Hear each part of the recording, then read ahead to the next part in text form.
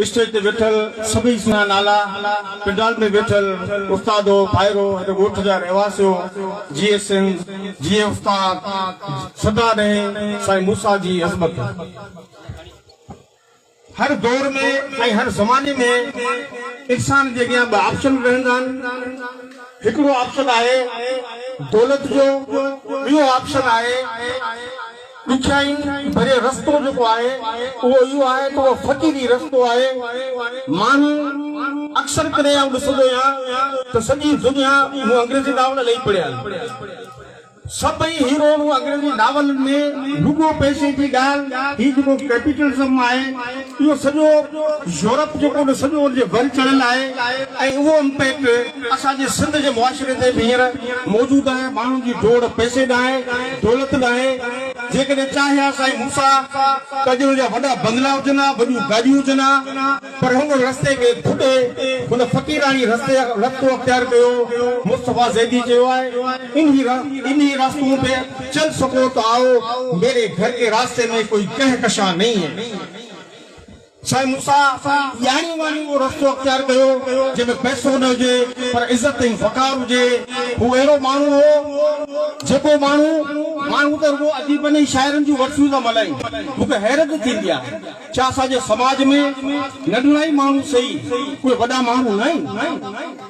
अब्दुल कादिर जूने जो साईं रसूल बख्श दर्स ऐं उन खां अॻु में डॉक्टर अलादाद मोए नंढड़नि माण्हुनि ते लिखणु शुरू कयो त समाज जा वॾा माण्हू आहिनि। डॉक्टर अलादाद मोए हिकिड़ी क्राइटेरिया ठाही त ॻोठ मलूक, शहर मलूक, तहलका मलूक, ज़िला मलूक, सिंध मलूक ऐं जग मलूक। ॾाढी ज़बरदस्त क्राइटेरिया आहे। उन में पाण चए थो त अलगोज़े नवाज़ खलीसो खान जिंजी जग मलूक अलगोज़े नवाज़ आहे, छाकाणि त दुनिया में अहिड़ो को माण्हू अलगोज़ो न वॼाए सघंदो। शेर बीरबल पहलवान मल जो पहलवान चीजो जग मलूक पहलवान आहे, दुनिया में इन वांगुरु को मल विड़ी न सघंदो। रसूल बख्श पली जो हालांकि भुट्टो साहब ऐं हफ़ीज़ कुरैशी वॾा मुक़रर हुआ पर डॉक्टर अलादाद मोए सिर्फ़ पली जो नालो कयो आहे त पली जो जग मलूक तकरीर बाज़ आहे। ऐं पोइ वरी साईं रसूल बख्श दर्स असांजो ॻोठनि जो आसपास जो वरू शोरो हिकिड़ो किरदार हो, वॾी ताक़त हिन में वॾी सघ हुई। चवंदा त हिकिड़े चंबे सां शींहं जो कंधु भञी छॾंदो, एॾी हुन में ताक़त हुई। उहे असांजे ॻोठ जा माण्हू अॼु बि आहिनि त केॾो बि स्वान पालो हुजे जॾहिं शादी में माण्हू का दसमो कोन हो त वरू शोरो हिकिड़ी टमाटर सां हुनखे दूर करे छॾंदो। त इहे नंढा किरदार असांजे समाज खे खणी अॻिते अचूं। साईं त सिंध मलूक हो, साईं मूसा रुगो ज़िले सुजावल जो त कोन हो। असां ख़ुदि वञी ॾिठो हाजी शफ़ी सां गॾु वियासीं त सिंध जा फ़ैसिला साईं मूसा पे कया। साईं मूसा वो मुड़ुस माण्हू हो जो मूंखे ओरना फिलासी जो जग मशहूर किताब यादि पियो अचे इंटरव्यू विद हिस्ट्री, उन में ओरना फिलासी भुट्टे साहब जो बि इंटरव्यू आहे। ऐं आख़िरी जेको इंटरव्यू ओरना फिलासी वरितो आहे उहो वरिती आहे हेनरी किसिंजर अमेरिका जे वज़ीर ख़ारजा खां। हेनरी किसिंजर ऐं ओरना फिलासी खां पुछो दुनिया जे अज़ीम माण्हुनि जा तूं सभु इंटरव्यू वठी आई आहीं, हाणे मूंखे ॿुधा त दुनिया में जो तोखे ज़हीन माण्हू कहिड़ो लॻो।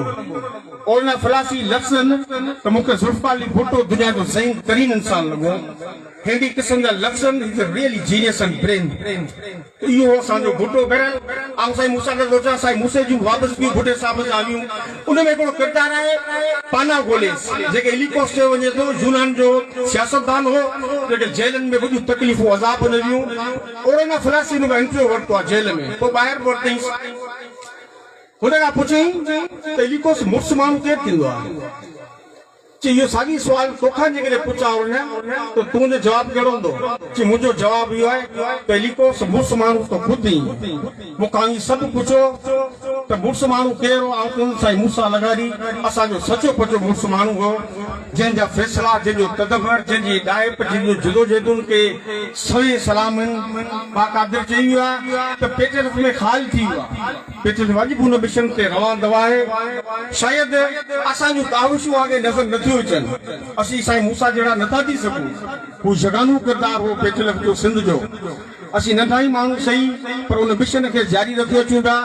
बाक़ाइदे हिकिड़ी कांट्रोवर्शियल ॻाल्हि बि कई त साईं मूसा जो ख़्वाबु हो त पेटर्फ ज़िलो सुजावल हिकु थिए बाक़ाइदा साईं मूसा जो कॾहिं बि ख़्वाबु न हो जिन माण्हुनि असांजे मैसूम मैदान ते खून जूं फाइरूं कटायूं जिन माण्हुनि ज़ाती अनाज दुश्मनी भेद रखिया इहो पेटल जे अॻुवाण खे सुहंदो न आहे पेटल जो अॻुवाण असीं हुनखे चई नथा सघूं जो तसर नथा करे सघूं त माण्हू एॾो हेठि किरी वञे सफ़ा नीच थी वञे साईं मूसा हुननि खे कॾहिं बि कोन चयो त पाण खे गॾिजी वेही ॻाल्हियूं था कयूं साईं मूसा जे लाचार हो त शरीफ़ तुरीअ जो हो ख़ैर मोहम्मद बिरोही जो साईं गुलाम मूसा मेंगल जो बार बार असांखे चवंदो तुफ़ैल जो बार बार चवंदो ज़िलो ठठो ऐं सुजावल हिकु पेज ते हुजे इहो हो बाक़ी ॿियो त हुनखे अहिड़ो ख़्वाबु कोन हो ऐं हुन सिंध जो ख़्वाबु थियो त सिंध हिकु थिए बहरहाल साईं मूसा जहिड़ी शख़्सियतूं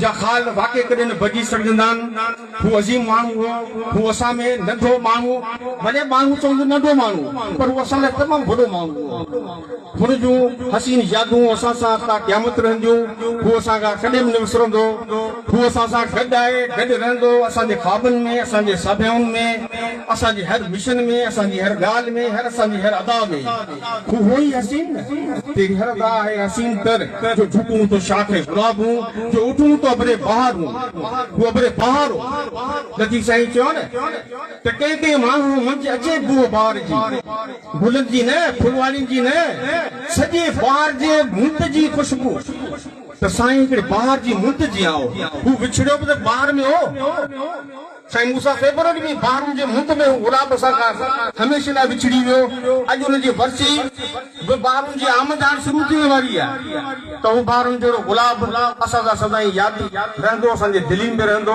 मूं वटि लफ़्ज़ ई न आहिनि त अॼु आउं ख़ुदि मुंहिंजो ज़हन सुञूं आहे त पंहिंजे हसीन पंहिंजे प्यारे पंहिंजे जिगरी यार खे लफ़्ज़नि जा गुलाब किथां आणियां त हुनखे जेको हुनजी तस्वीर वई हुनजा भई अक्स मुनक्स करियां अॼु आउं पाण सुञूं आहियां मूं वटि लफ़्ज़नि जी जेको हैरानगी वधी वई आहे बहरहाल आउं घणो वक़्तु न वठंदुसि असांजा काफ़ी दोस्त वेठा आहिनि महिरबानी जी सिंध जी उस्ताद